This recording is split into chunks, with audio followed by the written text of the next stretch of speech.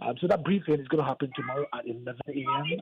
at the presidency, and the finance minister Kasolo Tufosun is expected to provide more information about the reforms and the new measures that have been taken.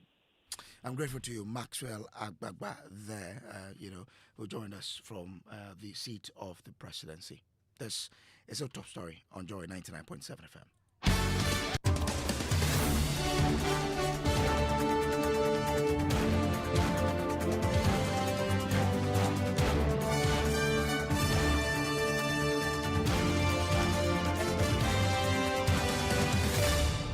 This is Top Story brought to you by Telecel. Connecting Energies, Holy Insecticide Spray and Coil. Enjoy Holy Sleep, and also by Shield Pension.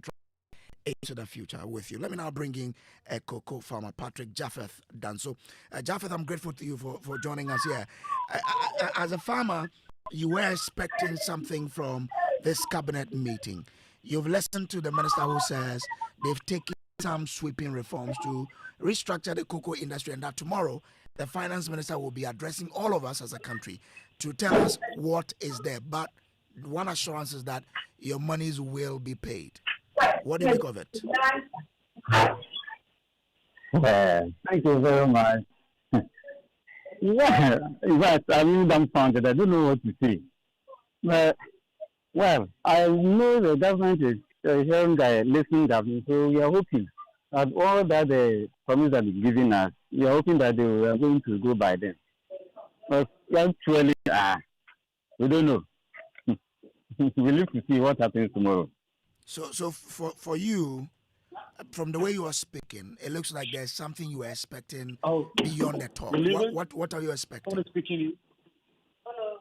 My expectation is those from us who haven't been paid to be getting their money, so that it will encourage them and then the others. I was looking at some of the youth who are interested in farming. Looking at this, they are trying to move away from farming. And those who are also trying to sell their land to these galamsees, we are fighting against the galamsey. But here is the case: we sell our cocoa beans, we don't get money. So, like, if the monies are paid, and even if something will be added to even the old price, I think it will encourage and then boost others to go into it, because you know that cocoa beans or the cocoa is the backbone of our economy. So if something bad happens, then it means the country is also going to suffer in the long run. But at this moment, from what we do know, cocoa price on the international market is dropping. Why are you still expecting government to add something small?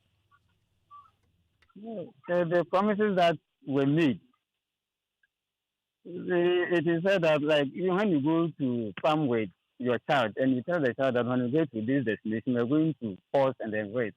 You get there and then the rest doesn't come. What will a child do? The child might pour the load away, or the child will get annoyed. So if you make a promise to the child, you have to fulfill the promise. So they told we are going to get some huge amount of money for our cocoa beans, but rather, well, all the same, if nothing is added to it, we are hoping that they will maintain the old price that we are enjoying now, rather than maybe decreasing the price. So which means that for you, you won't take it if government should come up any moment from tomorrow to say, bear with us, let us reduce the price a bit. For me, I might take it, but the rest. Well, in fact, it's difficult to talk about this. And what I've been saying is, you see, most of these farmers are illiterate. So I can say that most of the things that are going on, how many of them understand it? And here is the case: they don't come down to the farmers to explain things further, especially the illiterate ones. So if the education doesn't go on, then it means it is going to be a disaster.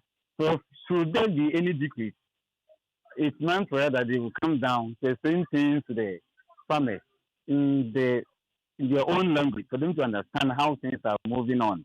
Consider that we know that we have to get this amount of money from our sales. It comes that the amount is going to reduce. What is it? We know these politicians.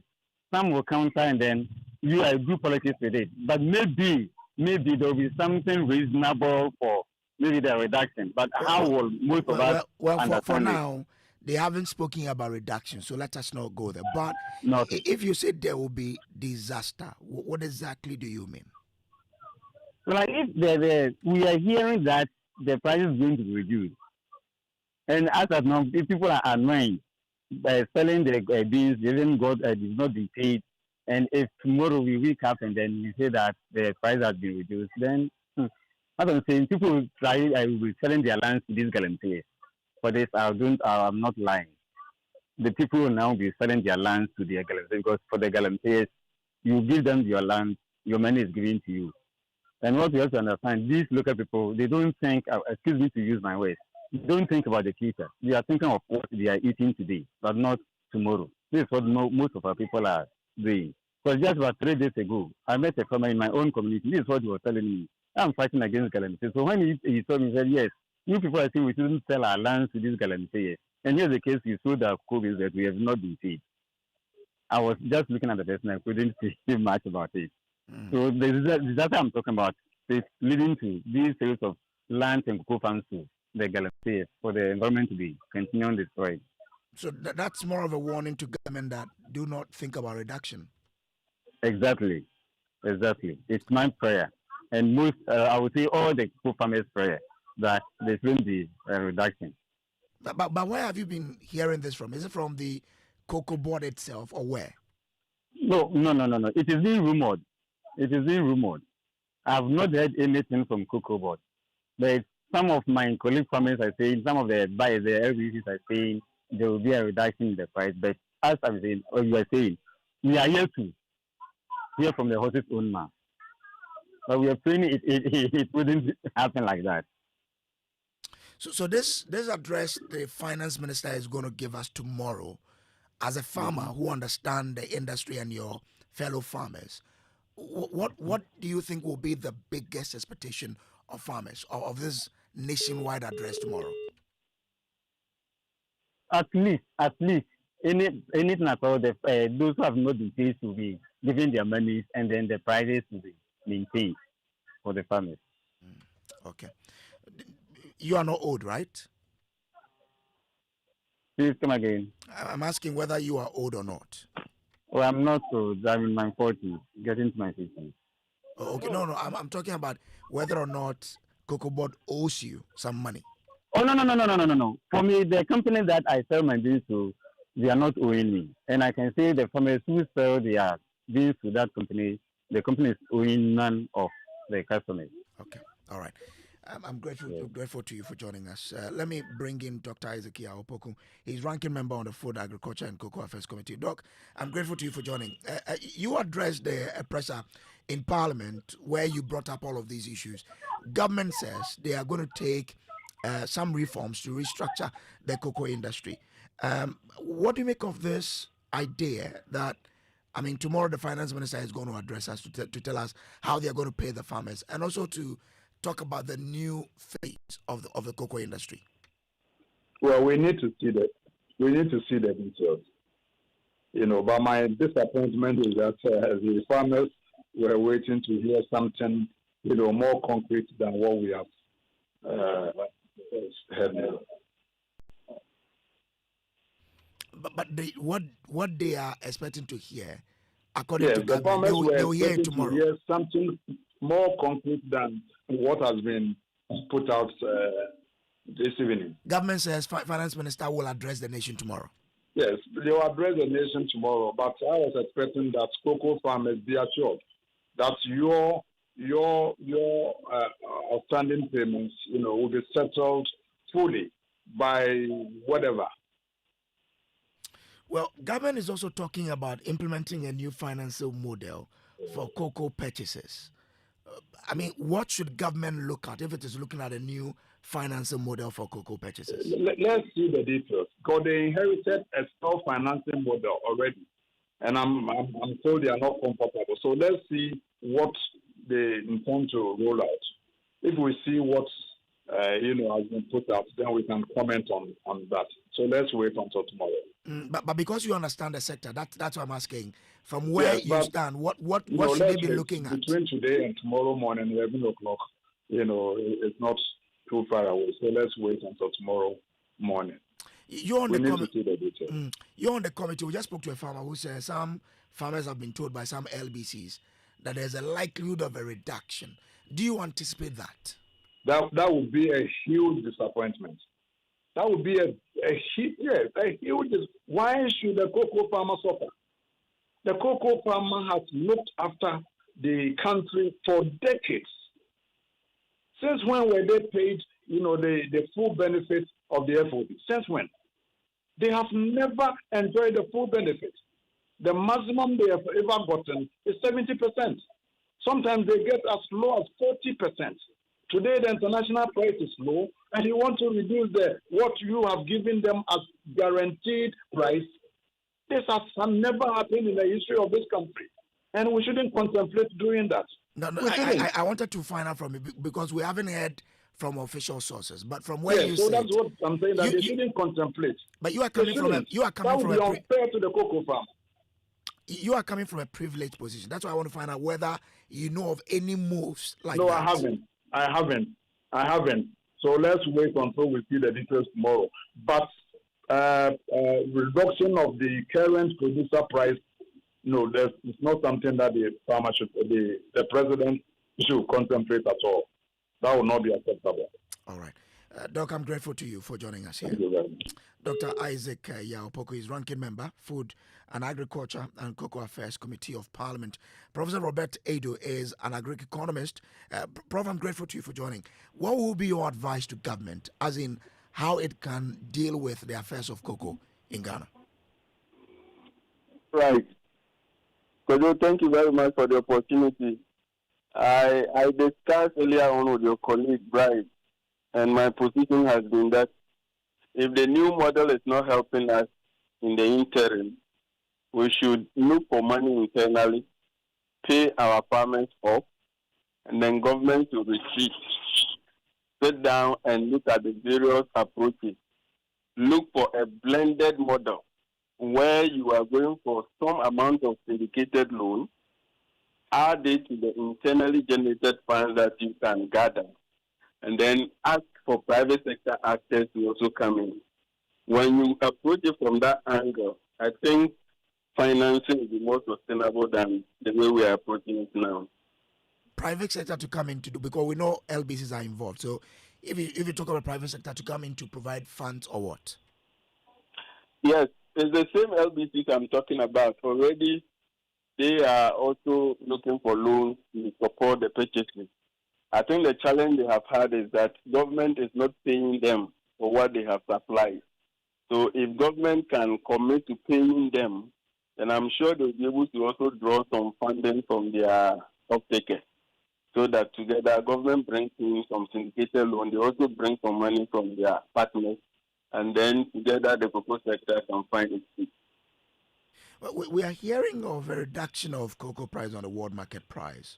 If that is the case, what would you advise the government to do in order not to, attract the anger of cocoa farmers, but still be able to maintain the sector?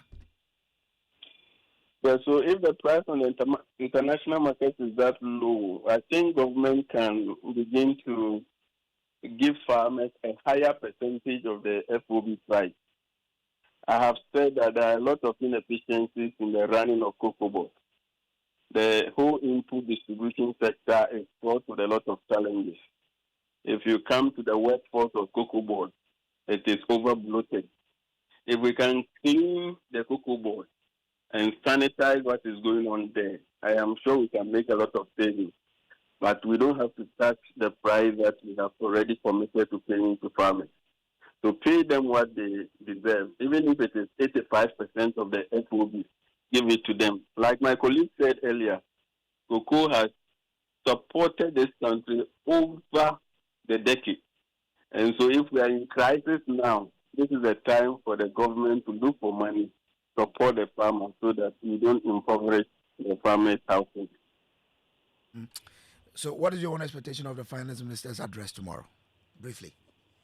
I am hoping that they will assure farmers that they are going to commit to improving their livelihood. I am hoping that they will say that the finance minister, together with the Bank of Ghana, have found some money to pay farmers in the coming week. I don't expect the payment to go beyond next week. And whatever government will have to sit down to do to handle the purchasing side, let them do it. But I am suspecting that government at this meeting will be looking for money from DOT and other sources to settle our farmers so that sleeping dogs can lie. I'm grateful to you, Prof, for joining us here. Professor Robert Ado is an agri economist. This has been Top Story, brought to you by Telecel Connecting Energies, Holy Insecticide Spray and Coil. Enjoy a holy sleep. Also by Short Pension Trust, into the future with you. My name is Samuel Kojo Brace. Up next, after these, is Newsnight. I beg, fix me go betete Ghana. No gari, no oil, no plantain, just beans then eggs. Hey, brah, that be dangerous combination, no? Problem no day. I feel handle am. For Telecel, we the Bob say everybody gets what they like. That be why Made For Me bundles day. Based on your usage, if you get your own data and call packages, falla! Made For Me bundles like the way you the want town. That *530#, then buy Made For Me bundles today. Telecel. Connecting energies. Couldn't sleep at night. Mosquitoes will be whining my ears, bugging me all night long. Till I got a remedy. Now I'll be spraying them away with holy insecticide spray. Me I go spray them away with holy insecticide spray. When I sleep, I sleep. Holy Mosquito Quell, Holy Multi-Purpose Insecticide Spray. Ghana Kron Kron. For bulk purchase, call 0302 681582. This advert is FDA approved. Son, we are so proud of you for setting up this hospital. I really love those hospital beds and waiting chairs. By the way, did you import them? No, Dad, I didn't. I actually got them from Kindle Books and Stationery right here in Ghana. Wow. We also bought our office supplies, safes, executive desks and chairs from Kingdom, and they gave us expert advice on how to set up our office. Guys, that makes 3 of us. I also got our sofa and bedroom sets, plus our dining hall furniture for our new home from Kingdom. Wow, Mom, that makes 4 of us. I usually get my stationery items from Kingdom, and my teacher also mentioned that our classroom furniture was provided by Kingdom. So there you have it. Whenever you're thinking about setting up an office or acquiring furniture for your home, etc., Kingdom Books and Stationery should be your first port of call. With over 40 years experience in the industry, we stock and supply a wide variety of globally sourced office and home furniture, stationery and equipment. Visit our head office, Takweje, Osu near the Osu Cemetery, Temania Community 4, Takoradi opposite Vijay Mays Plaza, Cape Coast University Bookshop, Spintex Road near Absa Bank, Atomic Center Point Mall, Winneba University Campus, KNUST, the University Bookshop, and Santasi in Kumasi. You can also visit our shop online, www.kingdomstoreonline.com. Hurry while stock lasts. For further inquiries, contact us on 050-162-0810 or 0302-764-101. Email info@kingdomgh.com. Kingdom Books and Stationery Limited, where quality and affordability is assured. Terms and conditions apply. Forever starts here at La Palm Royal Beach Hotel. This Valentine's Day, create memories that last forever at La Palm Royal Beach Hotel. Join us for an unforgettable Valentine's evening to honor your love with a special Valentine's buffet in a cozy candlelight setting at our Continental Restaurant. Happening Saturday 14th February from 6 p.m. to 10 p.m. at 1,500 cedis per couple and 750 Ghana cedis for single. Your evening includes a romantic 3-course buffet, a complimentary glass of wine and bottled water, chocolates, live music, a photo corner, and an exciting raffle draw. And if you want to take romance a step further, enjoy a romantic overnight stay. Beautifully decorated with rose petals, bespoke love towels, fine wine, and decadent chocolate. This special package is valid from the 13th to the 16th of February, all for 2,950 Ghana cedis. For reservations and inquiries, call 0302-215-100 or call or WhatsApp 0268-710-684. This Valentine's Day, celebrate love the La Palm way. Terms and conditions apply. La Palm Royal Beach Hotel, uniquely golden, traditionally Ghanaian.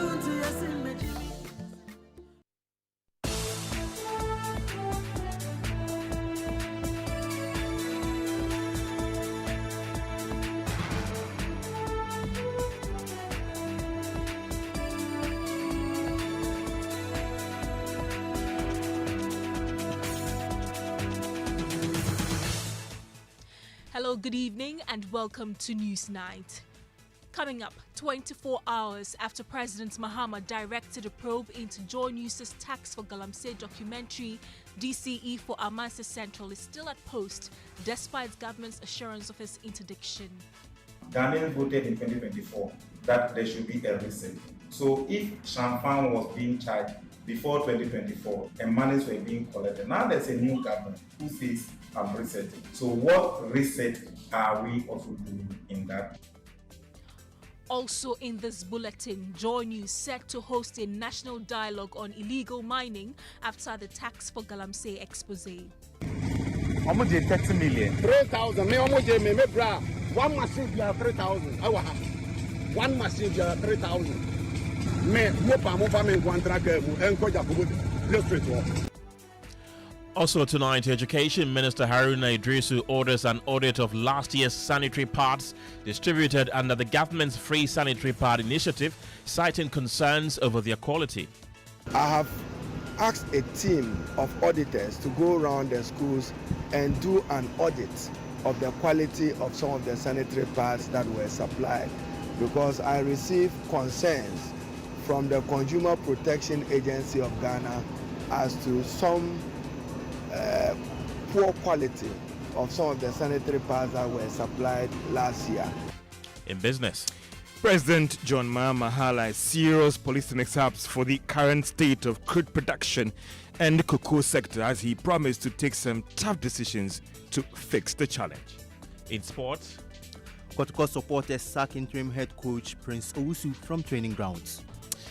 Also coming up tonight, Electoral Commission and political parties agree on terms for Ayawaso East by-election with plans to test a system against distraction of election results and chaotic recollation. EC also intend introducing what we call results taken electronically at voting centers. And so they are going to pilot this exercise at the Ayawaso East by-election. We have details plus moves by the National Democratic Congress to find solutions to vote buying in its internal elections after Totobiko Ache report found its parliamentary candidate and other contenders guilty of vote buying. My client has been granted bail after an initial decision to refuse him bail was reviewed by the BNI. Tonight, former CEO of the National Entrepreneurship and Innovation Program granted bail after spending a day in NIB detention. We'll hear from his lawyer. And Ghana's youth are ditching condoms, and it's not about the feel. It's a complex mix of embarrassment, stigma, and misconceptions about pleasure and safety. When having sex with your guy, it won't go well. Like, it won't be nice. Like, any them, me say any them, me say me use a condom. Now I don't feel anything. Yeah, so I don't have to use it. We've got the latest of these and many other stories coming up in the next 60 minutes. My name is Kenneth. And my name is Gemma Appiah. You can be a part of this show by sending us a WhatsApp on 055 11 11 997.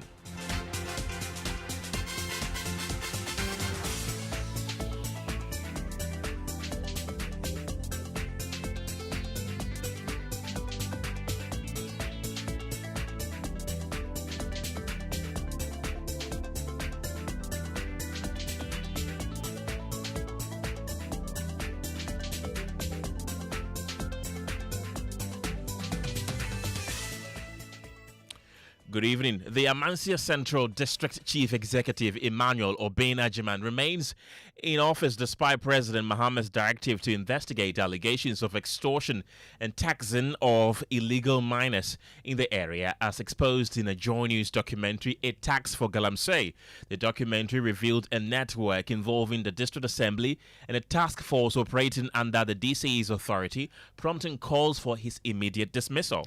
The government assured swift action against those involved, with Government Communications Minister Felix Kwakyeofosu stating hinting that investigations would be conducted to determine culpability. The DCE's continued presence in office has sparked some outrage, with some questioning the government's commitment to tackling Galamsey. Let's take a listen to the local government minister, Ahmed Ibrahim, assuring the DCE will be interdicted pending the outcome of its investigations.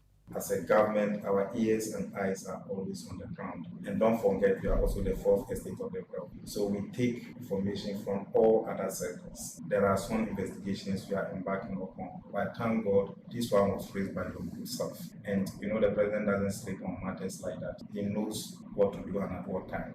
So we have been asked to receive the petition on behalf of the government, and all the 4 pointers that were included in it are going to be carried on religiously. The one that we are asking for independent investigation, the one we are asking for immediate audit of all the Galamsey-related revenues in the place, and the one for the interdiction of the officials responsible for those activities, and how to strengthen mechanisms to make sure that we are able to close all the loops. And I think that is why government embarked upon this exercise of 9 months and all those people going into those places. But as I said, it has come to our notice and steps are being taken. And your petition is going to be an added opportunity. So the president will decide what. We learned today from the assembly that this was actually written in law. It's a bylaw approved by the assembly that was simply being implemented. That must come to you as a surprise, because the asking funds which John Mahama has explicitly for today. It is a matter we have to take home as a government.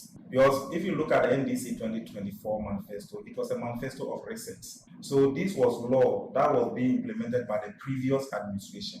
And now Ghanaians voted in 2024 that there should be a reset. Let's stay in the Ashanti region and speak to our resident correspondent, Nana Buachi Adam. He's also one of the producers of our latest Hotline documentary, A Tax for Galamsey. Nana, what are your sources at the assembly telling you? Is the man still opposed? Well, Kenneth, we have our sources telling us that the DCE for Amante Central, Emmanuel Benjamin, as we speak, 24 hours after we had the indication from the local government minister, is still at post. Our sources have told us that the attention of the assembly has been drawn to the investigation that we brought out, and that despite they having to see it for themselves, they've had it forwarded by the central government. And as at now, our verified sources tell us that the DCE has been invited by the central government, in fact, authorities that have been charged to investigate or look into our investigation.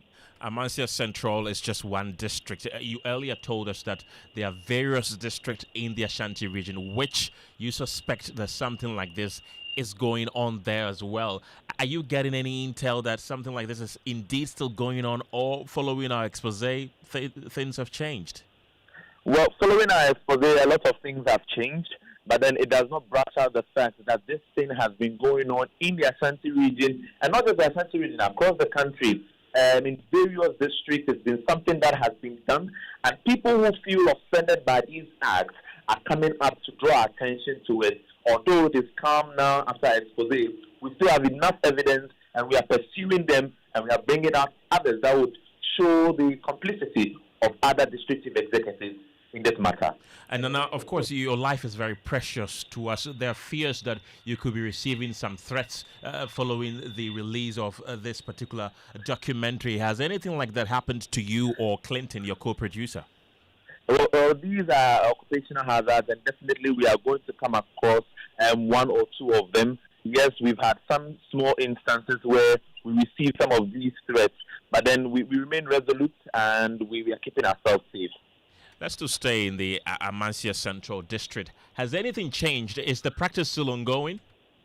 Well, our last check this morning indicates that illegal mining is still going on in the area, especially in the Mile 9 community, where we really did highlight in our documentary. But the task force, as of now, we can't verify if they've been dissolved, if they are still working or not, and that is something that we are working towards to get our viewers and our listeners prompt details on. But then for illegal mining, it is still going on in the community. Nana, Gemma here. Have you heard any word from the Ashanti Regional Minister? Well, this is something that we've been really waiting to hear the minister comment on. Yesterday, we had a media engagement. We monitored it extensively to find out if the regional minister would comment on Love in the Morning this morning also. We did try to reach out to him, which did not yield any positive results. From all indications that we have had, and from all the monitoring we've done with the regional minister or through his public relations and communicators, we have not heard him in any point or at any point comment on this documentary. Nana Boachi Yadom, thank you very much, all the way from Kumasi in the Ashanti region.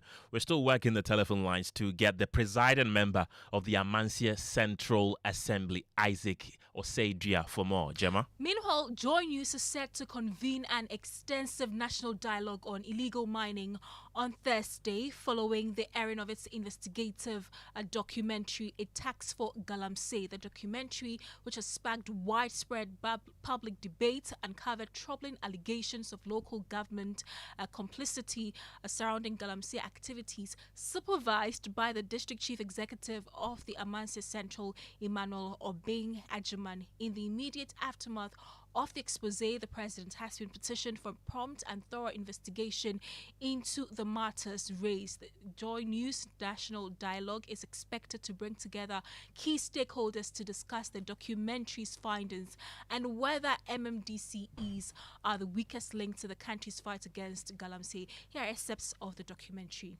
How much is 30 million? 3,000. Me, how much is me, bra? One machine, you have 3,000. One machine, you have 3,000. Me, mo pa me one tracker, and Kojo go straight walk. Me red. Me just a red. One I'll become a mea. Or the young fellow red, your son, imam. At the bottom, means run make a video make up. Malam. Yeah. Pump action. I can't home. Okuta. And a police. 2 police. I can't. We visited the NADMO office hours later. Here, we met Evans Amankwa, the municipal NADMO director, the same officer whose men we had earlier seen at Red's residence. His officer, in another meeting room, requested that 2,000 cedis be paid to avert any ambush from NADMO officials. We later negotiated to pay 1,000 Ghana cedis instead and assured of paying more when we officially began mining. The picture became whole. NADMO, the institution created to manage disasters, has officers purchasing stickers, their director collecting fees, and their office becoming another extension of the illegal mining economy. The DCE, Emmanuel Obeng Ajiman, tells how this decision was made. One leg, you know. Yeah. Last meeting, you know. Almost I say, started, and yet, and charge most sticker. In addition to excavator. In our last meeting, we agreed to start taxing users of the one-leg champagne in addition to excavator users, but we are left with gazetting. After that meeting, I gave the authorization for the stickers to be brought to your sites. The yearly amount is 6,000 cedis, meaning 3,000 cedis for half a year. I think 6,000 or so. Now it's 3,000 for every 6 months. Those are excerpts of our latest Hotline documentary, A Tax for Galam. So you can catch the full episode on all our social media platforms. And with that upcoming dialogue, I have in the studio the channel manager for Joy News, Kweku Owusu Pepra, to tell us more. Kweku, and tell us, what are we to expect tomorrow? Tomorrow we'll bring together the finest brains around illegal mining, environmental protection, the security issues around illegal mining, the governance issues around illegal mining, the people who went undercover to do this documentary, and we would have frank conversations around the pretense about whoever is supposed to manage illegal mining, how we've managed it so far, what is missing in the maze of the dialogue, and what ought to be done. It is not lost on us as a nation what we ought to do. What is lost on us is the political will. So tomorrow, we will interrogate why we are where we are and why we continue to pinch ourselves and kill ourselves. And oversee the devastation of our lands, our water bodies, in the name of what seems to put some food on the tables of a few at the detriment of the many. You were part of the delegation that visited the local government minister yesterday. What were some of the assurances that were given to Multimedia Group when you presented that petition to them? The assurance was given not to Multimedia Group alone. It was given to the entire nation, and we've played that over and over again after the meeting. But with Felix and the Minister for Land, for local government, you saw a certain commitment in their faces and their voices to do something. But display of commitment is one, action is another. So, I mean, but these rhetorics have been said and repeated and been trumpeted on campaign grounds, and so like one of our social commentators, Jose, what's his name? Senor Jose says you cannot do pros and come and pretend that you are fixing anything. So it's time for action. Yesterday at that meeting, there was that continuous assurance that things will be done. But as we heard today, it's 24 hours, and government is still thinking what really to do. However, they mentioned that the investigations will be done. We are waiting to see whether the action would precede the investigation or not. In our recommendations, we called for the immediate interdiction of the DC and all his associates named or filmed in this documentary. That sounds like a very simple thing to do. Why it's not been done? Tomorrow, we would ask some more questions and demand some rigorous answers that the people of Ghana ought to know. Kuku Supipra, thank you very much. He's the channel manager here at Joy News. And of course, that national dialogue on illegal mining, which is dubbed Tax for Galamsey, following our expose, will be airing on Joy News and Joy FM at 6 p.m. You definitely do not want to miss this. Gemma. In a related development, the country director of Sokodevi, a Canadian non-governmental organization committed to improving the lives of farmers through sustainable and inclusive cooperatives, has bemoaned the threat posed by illegal mining on cocoa production. Nicholas Demes Labrousse observed the cocoa sector is under threat with limited alternative income generation activities available to farmers, especially the youth. Galamsey continues to ravage vegetation, including farmlands and forest reserves. Assurances by successive governments to deal with the menace have failed, as scientists warn of the presence of cyanide, mercury, and other hard metals used by illegal miners for gold processing in the food stream of Ghanaians. Here is Margaret Frimpong Ayrakwa, Deputy Director at the Cocoa Health and Extension Division at Cocoa Board, who says cocoa farms are being seized for illegal mining activities.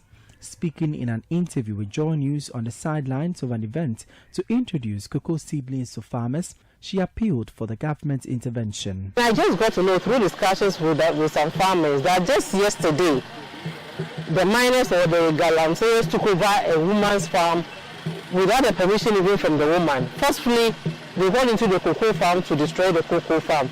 It's quite disturbing and it's worrying. Imagine this all seedlings being sent, the amount of money we spend. Sokodevi as well, our partners, making sure that we get all these seedlings, we plant. Then the next hour, the next minute, you come back, you don't see the cocoa on the field. It's gone because of Galamsey. At the end of the day, all these things come back to us. It's not as like somebody is doing Galamsey and the impacts wouldn't be felt. It's being felt within our communities. Our livelihoods, our health issues too, is really serious and it's critical. So we are just pleading with our farmers and also with the government that this fight on Galamsey should be really handled seriously as far as we are concerned. At least for our cocoa farms, they should save us. Sokodevi, through its Together Women and Cocoa Communities initiatives, focused on empowering women and youth in cocoa-producing communities in the Ashanti and Western North regions by using plant nurseries as an alternative income generation activity for farmers. The NGO introduced new plant seedlings to cooperative farmers at Adokwai in the Adansi North District of the Ashanti region. But its country director Nicolas Demers Labrousse says the threat of illegal mining in the cocoa sector is real. He wants the government of Ghana to partner with Sokodevi to provide alternative livelihoods to the youth through nurseries, poultry and animal rearing, as well as maize, cassava and dairy processing. We need to be frank and transparent about it. Cocoa sector is in danger with the Galamsey, with the illegal mining. We see it everywhere. If you drive to Adequai or if you go to different parts of the Ashanti region, you'll see major forests deforested, that we don't see any trees. You see the illegal mining. So yes, definitely a threat to the cocoa business. But moreover, we see a lot of youth going to the Galamsey. But if the needs are there, but unfortunately the income is not there, we need to find some solution for the youth, for the women, for the farmers. Instead of selling the farm or burning the trees to do some illegal mining, there's some alternative. One of the alternatives is the tree nursery. Other alternative is not only to concentrate only on the cocoa industry during 4 months of the year, but to continue with other income-generating activities. I'm talking about poultry, animal rearing, maize, cassava, dairy processing, and Sokodevi is there to position the cooperative, the youth, the women. The Women and Cocoa Communities Initiative is led by Sokodevi. It is aimed at strengthening the resilience of cocoa-growing families through technical assistance, establishment of agroforestry systems, and innovative agricultural risk management mechanisms in the face of increased vulnerability of cocoa-growing communities to economic shocks and climate change. It promotes collective savings, entrepreneurship, and financial inclusion while contributing to the long-term resilience of the cocoa sector and a fair distribution of economic benefits and opportunities. Ohimen Terriers reports for Joy News. Away from illegal mining, let's talk education, because the sector minister Haruna Idrisu has ordered an audit of last year's sanitary pads distributed under the government's Free Sanitary Pad initiative, citing concerns over their quality. This move aims to ensure the program effectively supports girls' education and health. Let's get details from my colleague Fatal Bayaga, who has been with the sector minister throughout the day. Fatal, what really prompted this audit? So, according to the minister, he has had a lot of concerns from the Consumer Protection Agency and other people who say that clearly many of the sanitary pads that were distributed to girls across the country were in poor state. And in fact, according to them, some of the girls complained bitterly about that. And as the ministry or the government intends to produce more through some of these companies, it has become necessary for them to conduct an audit into this. And he said that a team has already done that, and they've submitted their report, which he is going through to be sure that, you know, some of these concerns that were addressed or raised would receive appropriate solution. So he's been speaking to the media during this particular tour, and he said that this year they are not going to take it lightly with companies who that will win the bid to produce some of these sanitary pads. Ghana, producing in Ghana and producing sanitary pads locally, subject to our lawful procurement processes. I have asked a team of auditors to go around the schools and do an audit of the quality of some of the sanitary pads that were supplied, because I received concerns from the Consumer Protection Agency of Ghana as to some poor quality of some of the sanitary pads that were supplied last year. I'm now evaluating the report of the assessment, and that would advise government whether how to deal with it into the future. But essentially, we want any company that wins a bid to be mindful of standards, minimum standards, that they produce quality and they don't produce things that can embarrass government, embarrass the user, and embarrass the student. So we are particular about the concerns that have been raised about the quality of the sanitary pads that are supplied and there will be zero tolerance for poor quality sanitary pads. Honorable.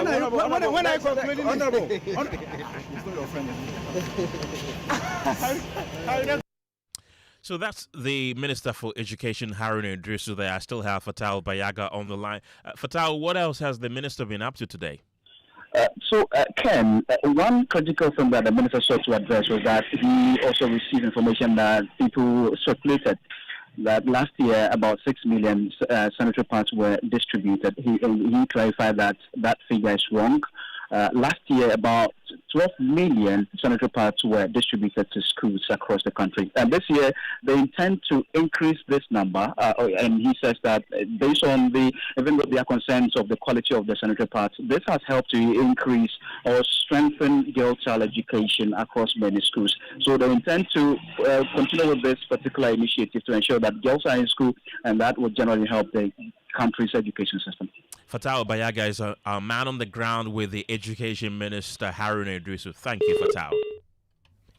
Let's do politics now. The Electoral Commission and all political parties have agreed on a roadmap ahead of the Ayawaso election. The roadmap includes modalities around the printing of ballot papers, election monitoring, but most importantly, how to prevent the distraction of election results at the polling station. All of this came up at a behind closed doors Inter-Party Advisory Committee IPAC meeting at the EC headquarters today. My colleague James Aveju was there and joins me in studio with details. James, let's start with the people who attended this meeting. So the two main political parties, the NDC and the NPP, were at this meeting. The GCPP was also at this meeting, and the late Madame Ekuadonko's GFP, as well as others, were all represented in this particular meeting. And what are the details? Well, the first thing that came up at this meeting, we are told, is about a call from the parties for the Electoral Commission to review the 2024 general election, which is usually a custom where they look at what went wrong, what went right, and correct same moving forward. But Evans Nimako, who is the Director of Elections and Research for the NPP, has been walking us through the other issues that came up and have been agreed upon. EC also introducing what we call results taken electronically at voting centers. And so they are going to pilot this exercise at the Ayawaso East by-election. And the New Patriotic Party is in full support. A situation where results get destroyed by hoodlums will be a thing of the past. And so we will support the EC to file a new CI to give a legal backing to an arrangement where results will be collected electronically to collaborate with the manual transmission of election results. And by and large, there's understanding among parties that is a nice way to go. And this being the first IPAC meeting, the New Patriotic Party took the opportunity to extend appreciation to the Electoral Commission and the Ghana Police Service for the peaceful conduct of our internal presidential elections. So we've heard from Evans Nimako of the NPP. What of the NDC? What did they say? The NDC's Deputy Director of Elections and IT, Rashid Tanko, has also been telling us that they've agreed on a party agent to appoint for the printing of ballot papers and those who represent the candidates at the election, as well as other issues that has been coming up. We've agreed to all their processes they have laid out in terms of the printing the ballot papers and then deployment of party agents. We've agreed that we are going to deploy 2 party agents at a time for each of the polling stations. Ideally, it's supposed to be 1-1 because it's a parliamentary election, but because it's just a restricted parliamentary election, they've given us that opportunity that we'll deploy 2 party agents for each of the polling stations.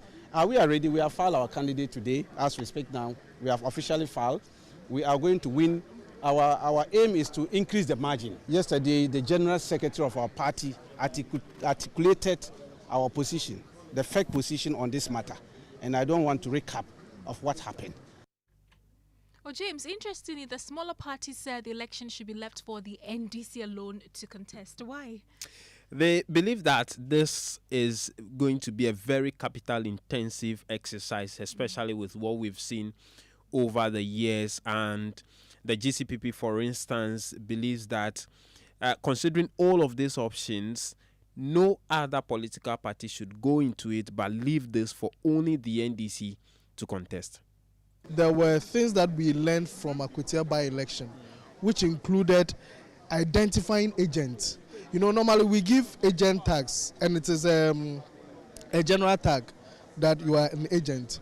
But what we realized that when you actually give a particular name to the agent, it helps. The blanket, yes, party agent, yes, kind of. Because if anybody can just swap around, but if you know that this is Atudazi and he's been tagged, if anything happens, you can hold Atudazi to it. ECU parties have agreed that henceforth the name of the agent should be on the card. Yes, I drum home that point because that worked in Akwatia, and they said that yes, they are going to look at it and do it. I don't know whether they are going to, but they agree in principle that yes, I think it also helps, so they are going to do that. But yourself, are you in the election? No. Well, your party is not in the election. We have decided not to file a candidacy. Why? We've looked at our chances in Iowa, so we think it would be a waste of resources to contest the by-election at this point. Looking at the circumstances in the constituency. In fact, I will actually urge other political parties, at least not too far. You know, by-elections is becoming increasingly expensive for the country. If you look at Akwatia by-election. If you say other political parties, all others except the NDC, you want it to be exactly. An only NDC thing? Because as we speak, if you look at the dynamics of Iowa Swiss, I mean, there is no likelihood. I mean, unless there is a case of an independent candidate from the same camp going into the election, that will change the dynamics. As we speak, I don't see that happening. Okay. So you had the General Secretary of GCPP, Citizen Atu Dazi, ending that report by my colleague James Avicii. Thank you. Let's take you to a developing story right now because a former chief executive officer of the National Entrepreneurship and Innovation Program, Kofi Ofosun Cancer, has been granted bail with 2 sureties following his detention by the National Intelligence Bureau. Mr. Ofosun Cancer was taken into custody yesterday after honoring an invitation to assist with investigations into claims he made that an individual paid money to secure a state-sponsored scholarship to study abroad. His detention followed a directive by President John Mahama for the NIB to probe the allegations, where the minority caucus in Parliament in a statement criticized the detention, describing it as excessive and politically targeted, and has called for the immediate release of the man, who has subsequently been released. We'll be speaking to his lawyer shortly, but first let's bring you excerpts of the minority statement. My colleague Pearl Ofori is joining me in the studio with more. Pearl, the minority, as I mentioned earlier, is describing the NIB's actions as excessive and politically targeted. On what specific grounds are they making these claims? Well, before we get to that, it's important to note that the statement was issued before the bail was granted. Now, according to the statement, the minority argues that Mr. Ofosun Cancer had been fully cooperative with investigators. They point out that he voluntarily honored the initial invitation, appeared with his legal counsel, and was allowed to go home without being charged. They also state that when he was invited again, while attending to his father, who was seriously ill, he requested a brief extension, but was instead compelled to report immediately. The minority further cites, among other things, the use of heavily armed officers to search his home without his consent. Now, they characterize these as excessive, abusive, and politically motivated, just as you mentioned, arguing that they are designed to intimidate individuals who speak on matters that differ from government positions. And what broader governance concerns is the minority raising in this particular statement? Well, the minority contends that the manner of the investigation undermines the rule of law and democratic principles. They go on to argue that investigations must be conducted in a civil and dignified manner as permitted by law. In addition, they describe the matter as an unfortunate diversion from what they call the real priorities of governance, specifically delayed payments to cocoa farmers, unemployment, and the rise in cost of living. Kenneth? Thank you very much, Pelafori. Let's go into the telephone lines right now and speak to Nana J. Bafo Ewa. He's the lawyer for Kofi Nkansa. Mr. Bafo, we are grateful for your time this evening. Your client has been released. What were the charges leveled against him? Thank you very much for having me. He was charged for publishing false news. And he was initially, the decision was to detain him and arraign him before court tomorrow. But later, when we left the place, I was contacted and told that the decision has been reviewed. And so he was now granted bail in the sum of 500,000 cedis with 2 sureties to be verified. Right. And do these sureties require justifications? And if so, has the process been completed? Yes, please. The process has been completed. So can you confirm to us when his next court appearance is? The review includes the decision to take him to court. And so he's supposed to report to the NIB tomorrow. And prior to today, you had said that you didn't know where your client was being kept. How did you know where he was being kept? So today, this morning, to inquire of his whereabouts, together with the General Secretary of our party, Mr. Justin Kudia, and the national organizer of the party, Henry Nanabuache, we went to the BNI headquarters at the Ridge. When we got there, until after some 2 hours or so, after waiting for a long while, they then decided to tell us that they intend doing further engagement with Mr. Ofosu Nkansa. And so myself, being his lawyer, I could go there. And it was that point that I drew attention to Henry Nanabuache, who is also a member of my chambers. Was with me. So then they said, okay, the 2 of us should go. So then we went to the Kaukudi office. When we got there, they had brought Mr. Kofi Ofosu Nkansa in his BNI uniform, ready to be interrogated. Right. The minority, which you are a member of, earlier released a statement saying that his detention was politically motivated. And then there are those who are calling for you to sue the state then if you feel that, he was arrested without any grounds. Is that something you're considering, suing the state? All options are on the table. I wouldn't, we haven't come to any conclusion. However, there's only one conclusion which every reasonable watcher will come to, that this is a politically motivated conduct. First and foremost, the complainant in this matter is the executive secretary to the president, Dr. Kalistus Mahama, who obviously was acting for and on behalf of President Mahama, his appointer. Subsequently, your own chronology, he had been there on the 3rd of February. When he went there, there was very good faith interaction where Mr. Ofosu made disclosures as to his source of information, contact of his source, enabling the NIB to contact the source. Clearly, he had been willingly cooperating with the BNI. Subsequent to that interaction, then there was a publication by an element of the NDC, Mr. Jifakunu, on Facebook that Kofi had been picked up. Kofi comes out to the statement to debunk it.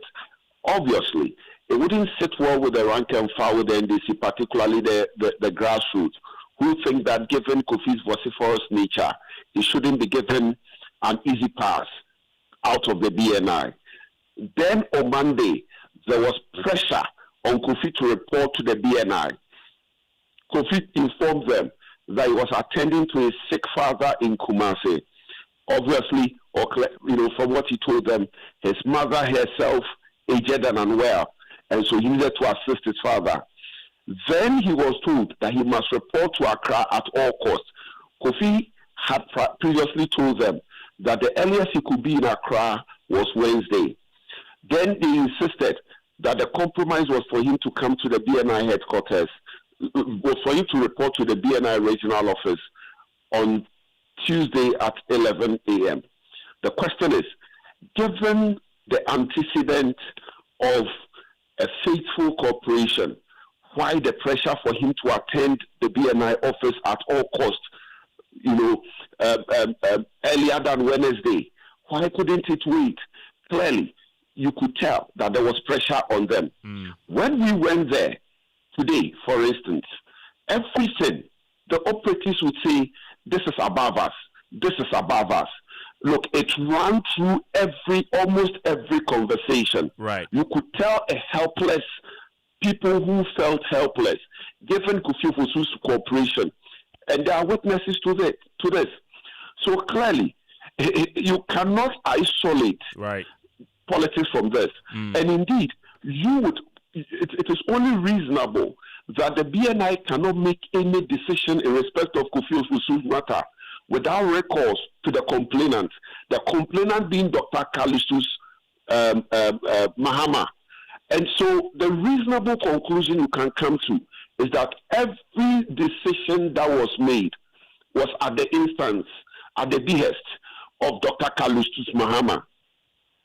Right? Right. Now, subsequently, today, when they have made a decision to detain him to arraign him before court tomorrow, an interview was granted by myself on your sister station as Empire. Right. Stating Kofi's condition and the condition of his family. Right? Not long after, I was invited to the BNI that they have reviewed their decision.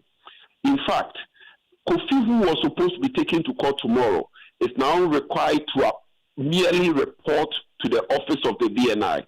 Why that 360-degree turnaround? It tells you that it was a political decision. Right. And indeed, it confirms the disposition and indeed the expression by the elements of the BNI involved in this matter. Right.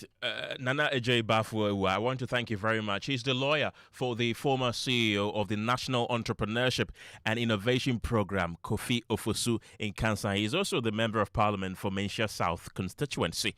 That brings us to business, and George is standing by with the latest. George, what have you got for us? Well, coming up, President John Mahama highlights serious policy mishaps for the current state of crude production and cocoa sector, but promises to take some tough decisions to fix the challenge. And Ghana Union of Trade Association demands immediate withdrawal of the Ghana Revenue Authority's tax force as it fights implementation of the new 20% VAT for the sector.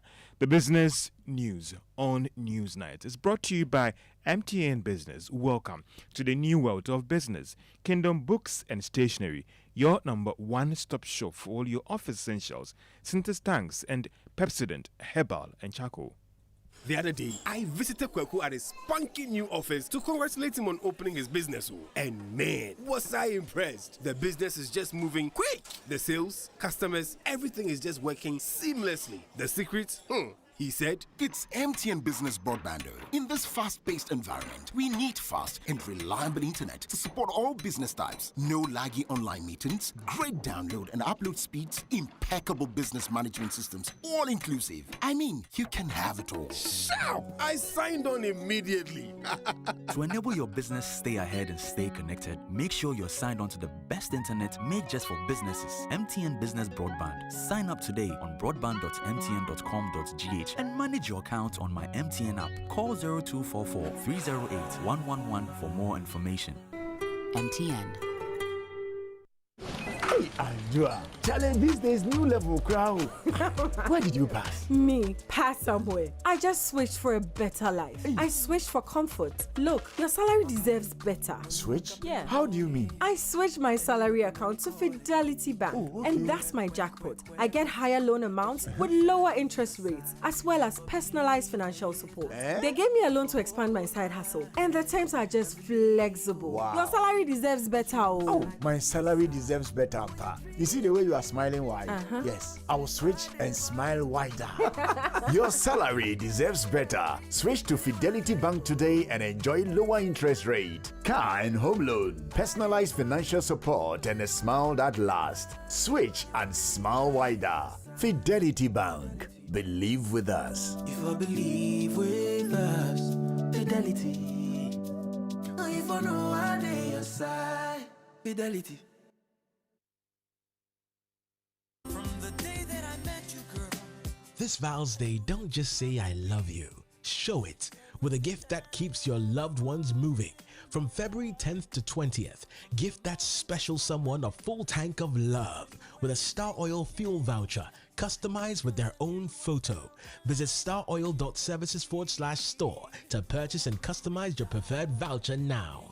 Because real love doesn't run out, it stays full. Star Oil fuel vouchers, the perfect Valentine's gift.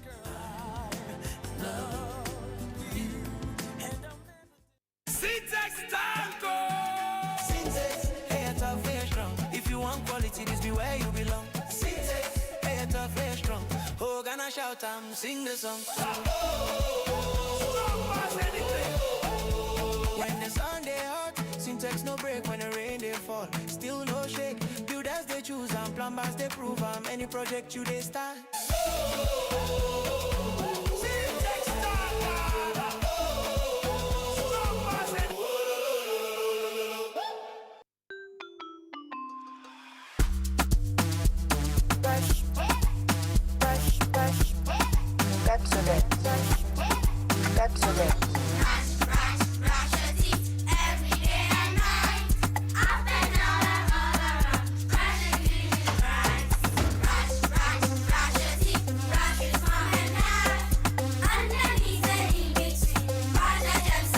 Brushing gets more fun with your kids with the new Pepsodent Kids toothpaste. Give your smiles protection that lasts. Grab yours today from a store near you. This advert is FDA approved. You're welcome back to Business on Newsnight. Now, President John Mahama has linked the current state of some sectors in the economy like cocoa and crude production to serious policy mix-ups. He's however given the assurance of government's commitment to take some drastic measures to quickly stabilize the situation. The president said this when he inaugurated the 12-member advisory group on the economy at the Flagstaff House today. We must confront this reality honestly. After investing in 3 oil fields and positioning ourselves as an emerging petroleum economy, we allowed policy inconsistency and investor uncertainty to drive existing and potential investors to competing jurisdictions. The result has been a declining trajectory of crude oil output at a time when we should have been consolidating gains and building resilience for the energy transition. Our handling of state-owned enterprises has also been uneven and at times haphazard. Political interference and inadequate financial discipline undermined institutions that were once engines of stability and credibility. We failed to raise sustainable funding for cocoa and the Cocoa Board's capacity to syndicate effectively, something it had done successfully since the early 1990s, and this was severely impaired. These are not points of blame, they are lessons in responsibility. Ghana's economic history teaches us humility, yet we have also experienced painful setbacks, including debt distress and decline in investor confidence. Our task now is correction without amnesia. President John Mahama. The Ghana Union of Trade Association is demanding the withdrawal of the Ghana Revenue Authority's Mobilization Task Force to avoid any confrontation. The team put together by the authorities to help with collections as well as aid the implementation of these new tax reforms. Speaking at a news conference in Accra, the president of the union, Clement Boateng, expressed serious concerns about the Ghana Revenue Authority's enforcement tactics. This regime poses significant challenges to the trading community and if not addressed urgently, will negatively impact business operations, leading to increased costs for consumers and then potential job losses. We urge the government to review Act 1151 urgently and introduce a simplified 3 to 4% VAT status quo. We demand that GRA halts all harassment of traders and engage in meaningful dialogue to address the challenges posed by this Act 1151. President of the Ghana Union of Traders Association, Clement Boateng. Now, the Bank of Ghana is taking some aggressive measures to ensure that the exchange rates that are used on the market purely is determined by market forces and not the regulator. This move was captured in the new guidelines on spot forex intervention by the Bank of Ghana. There is more in this report. These new guidelines are also seeking to ensure that foreign exchange interventions follow a structured approach. This is to ensure that interventions do not target a specific exchange rate level, but rather address market failures. The disclosure by the Bank of Ghana is coming at a time when some market watchers have argued that the current exchange rate on the market are influenced by the Bank of Ghana through indirect attempt to set rate via market intermediation as well as interventions. However, the regulator through these new guidelines is seeking to challenge that perception and rather give the market confidence through the publicized framework. These regulations have also been laid out to clearly publicize how this dollar sale is done, as well as rules and guidelines for market participants. The Bank of Ghana went ahead to insist that it will not hesitate to sanction any financial and commercial bank that fail to comply with these directives. Bank of Ghana has also rolled out a program of auctioning dollars, with settlement expected to be completed on the same day. And that is a Business Desk report. Now, Chief Executive of MTN Ghana, Stephen Belwett, has credited the company's drastic growth in recent times to an improved economic environment. It is coming after MTN Ghana was named as the overall top-performing operating company within the MTN Group for 2025. Speaking with Joy Business, Mr. Blowett expressed their commitment to increase investment in its operations to enhance customer satisfaction, which will help to aid its market dominance and growth. Every single large company like us wants stability. That's the most important thing, because we plan 2-3 years in advance. Investments are made. We will invest over $300 million this year in Ghana. Now, we need to know that investment is not going to pay off in 1 year. So as a CEO, as a business, we need to know there's a stable economic future. And that's what brings such certainty to us as a business, that, hey, we will keep investing because we see a stable economic and macros in place. And we're glad to play our part as part of this ecosystem. We're the largest taxpayer in the country. So we do contribute, and we're confident. We have that confidence. And I think when you have a stable macro, it brings business confidence. And when I speak to all my colleagues in other companies, that business confidence is highly pervasive throughout all of us. Stephen Blowett is the Chief Executive of MTN Ghana. Let's turn our attention to the stock market, and 5 stocks actually saw some price changes at the end of trading on the Ghana Stock Exchange. If you are a shareholder of EcoBank Ghana, well, each share that you are holding was up by more than 2 Ghana cedis, and it's now worth 31 Ghana cedis, 50 pesos. In terms of returns on the market, you're doing more than 7% for just the first month of this year. And that's all for Business on Newsnight. Back to you, Kenneth, and I think it's sports with my brother, Dafia Mapo. Right. It's the way you mentioned the name for me. Okay, to the camp of Asante Kotoko, and a few hours ago, reports emerged that some alleged Asante Kotoko fans invaded the club's training grounds, forcing acting coach Prince Owusu to leave for his own safety. Now, Prince Owusu, who previously served as deputy to Abdul Karim Zito, was appointed by the IMC to lead the team for Sunday's crucial clash against Hearts of Oak following Zito's resignation.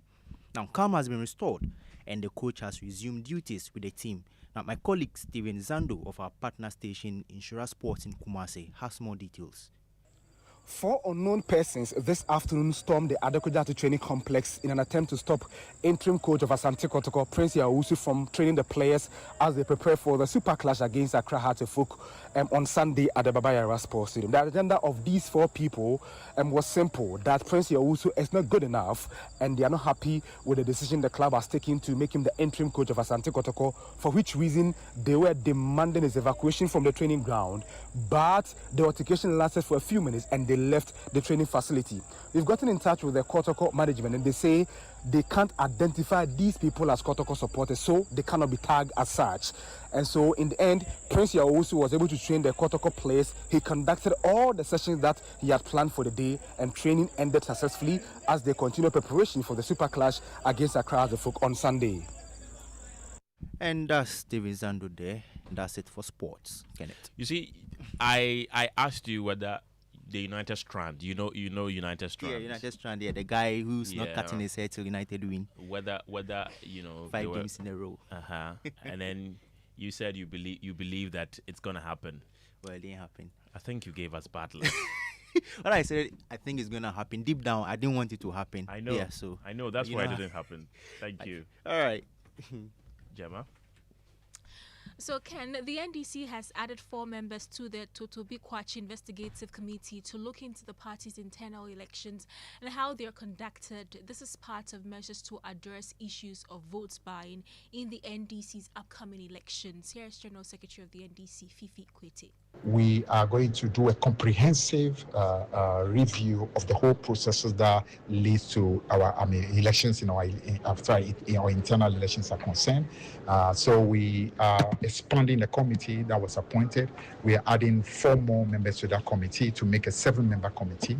And that 7-member committee will extensively come up with recommendations as to how we can once and for all deal with this, should I call it, canker, which has to do with anything that amounts to inappropriate conduct as far as elections are concerned. So we're expecting that committee to immediately start its duty and then submit a report to us very, very, very soon. And we expect that report will help us to be able to deal with this once and for all. You heard the General Secretary of the NDC, Fifi Kwete. Well, let's now head to the Savannah region of Ghana, where migration has become a household mechanism in adapting to climate change. For many young people in regions affected by climate variability, migration is often temporal or seasonal. It allows them to earn money, supplement their livelihoods when their harvests fail, and in some cases use remittances as a foundation to build a more secure future. In the remarkable turn of events, migrant youth who had previously left their homes in search of better opportunities are now returning to their communities. This shift follows key interventions by stakeholders designed to address the devastating effects of the dry spell in Ghana's Savannah region. Migration in this context emerges not merely as a survival tactic, but as a strategic adaptation to climate stress. The Savannah Farmers Brigade, a leading agricultural organization, has launched initiatives to support farmers primarily by promoting climate-smart agricultural practices. 2 migrant returnees, including a 34-year-old Gifty Ibrahim, shared experiences of migration and how she lost her 6 acres of maize and 4 acres of groundnuts to the dry spell. These stories are increasingly common across the region, particularly in communities like Daboya, Mugrigu, Mpaha, and Bole, where migrant youth are now returning home equipped with financial and practical resources. To address this challenge, farmers in the region are adopting climate-smart agricultural practices like double cropping initiative, which involves planting and harvesting 2 crops in a single season, which enhances resilience and sustainability. This approach maximizes the use of the rainy season and reduces the risk of crop failure. We sometimes plant the melon, quickly we harvest it, then we'll plant maize. Sometimes you plant maize, then you harvest it, sometimes you sell it for as fresh. So, Ken, do you know about World Condom Day? I do. That's on the 13th of February. Right. So, the Ghana AIDS Commission is sounding the alarm. Condom use is dropping and HIV cases are rising. But what's driving this trend? Some Ghanaians on the streets weigh in on this issue. When having sex with your guy, it won't go well. Like, it won't be nice. Like, any them, me say any them, me say me use a condom. Now, I don't feel anything. Yeah, so I don't have to use it. The youth don't like it because you won't feel the taste is in it, so you don't like the condom. Me, I haven't used condom before several years. Me, I don't know how to use condom. This century, the men, they like it raw. They want to feel it. So like if you are using a condom, we feel like I don't know, the skin is going to get into skin, so like we don't feel anything. Sure, I've used it before. The youth of today, they will be like media me penny raw, bommy raw. Me mom dear me, I don't do that, but most of my friends they will be like media me penny raw and come down the crampo the infant chain. Sometimes I use, sometimes I don't use. And that's how we end News 9 tonight. But before we go, there are a few of your messages you've been sending to our WhatsApp platform. Blackman from Kwabri East says the NDC is just portraying its dislike for the rule of law. How can a person who made allegations be treated like a criminal? Samija and Fio Kujoto Ablakwa, Kwachio Fuzu, and others made unsubstantiated allegations but walked freely. Where are the CSOs and human rights activists? And this one says, it boggles me how officials of Cocoa Board have kept mute over this lack of payment for cocoa beans. How will my mother at the village understand what is going on? This is Joseph Ajiman from Tema Community 9. And Nana from Spintex says it is very funny how the MPP and NDC cry foul over detentions when in opposition. We Ghanaians are aware of the you do me, I do you policy. And this one from Nane Kuyamwa Boatin in Ablekuma Central says the government's goodwill is running out speedily due to the lackadaisical approach they are using in fighting Galamsey. That brings us to the end of News 9. I'm Kenneth Gyasi. My name is Gemma Appiah. But right after News 9, though, we have Strong and Sassy. Yeah, Kenneth. With a strong and sassy host, Akofa. Kenneth, I want to ask you something before you finally wrap up. Right. So, as a man, what do you look out for in a woman? I think my first thing is I don't like a woman who has bleached. That was very specific. That's a no for me. That's a no, very specific. Yeah. Okay, well, so today our conversation is about, finding out what men want from women and what women want from men generally because of our, month of love conversation. And it's going to be an exciting one. So tune in right after.